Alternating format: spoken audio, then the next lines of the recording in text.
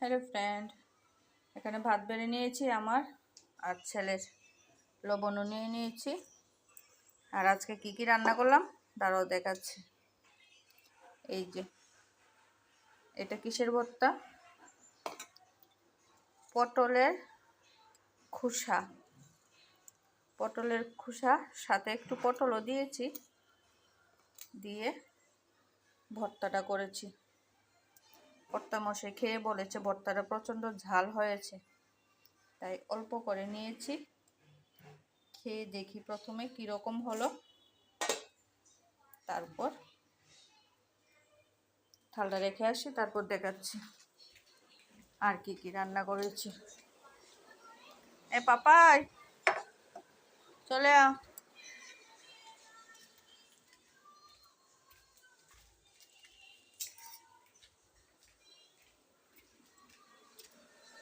এক হাতে ভিডিও করতে লাগে, খুব সমস্যা হয়।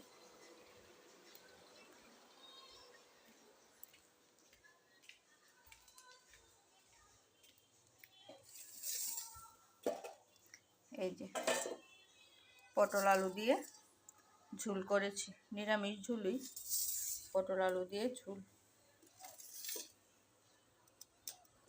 তার সাথে এটাতে কি আছে চলো দেখাই।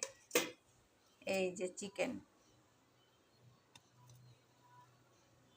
পটল আলু ঝোল, চিকেন। আর এই পটলের খোসাগুলো দিয়েই ভর্তাটা করেছি। তার সাথে আছে মসুর ডাল। এখন চলো পটলের ভর্তাটা কীরকম হয়েছে অবশ্যই জানতে ইচ্ছে করছে। যারা খেয়েছো তারা তো অবশ্যই জানো, যারা খাওনি তাদেরকে বলছি পটলের ভর্তাটা কীরকম হয়েছে।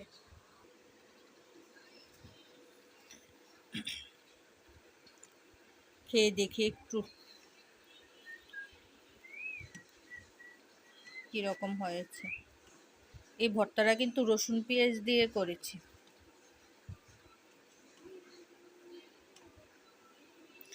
শুকনা করেই মেখেছি, কীরকম আগে দেখি।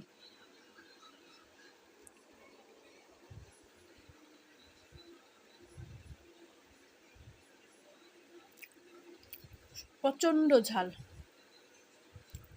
টেস্টও হয়েছে, ঝালও হয়েছে প্রচণ্ড, কিন্তু টেস্ট হয়েছে। যদিও ভর্তা টর্তা একটু ঝাল না হলে খেতে ভালো লাগে না, ঝাল হয়েছে।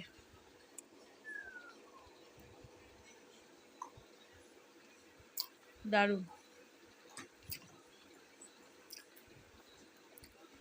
যারা এইভাবে ভর্তা খাওনি একবার হলো বানিয়ে খেয়ে দেখবে, সত্যি প্রচণ্ড টেস্ট।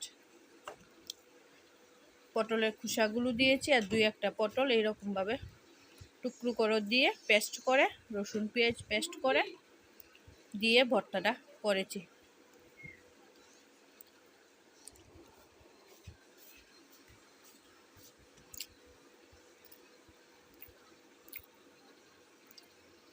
আজকে এতটুকুই রান্না বাড়া। আমার ভিডিওটা যদি ভালো লাগে অবশ্যই একটা লাইক কমেন্ট শেয়ার করে দিতে ভুলবে না। ভিডিওটা আর বড় করলাম না, এখানেই রাখি। টাটা।